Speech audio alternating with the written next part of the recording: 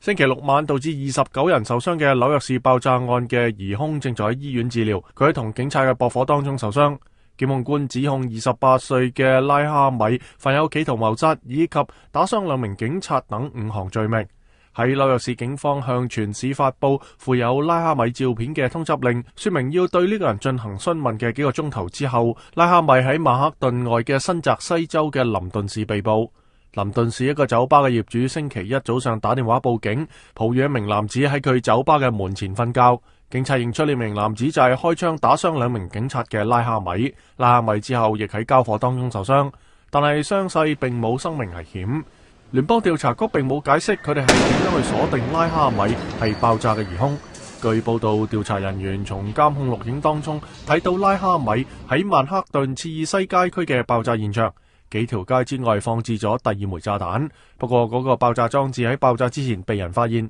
調查人員據報仲喺炸彈碎片當中發現咗指紋。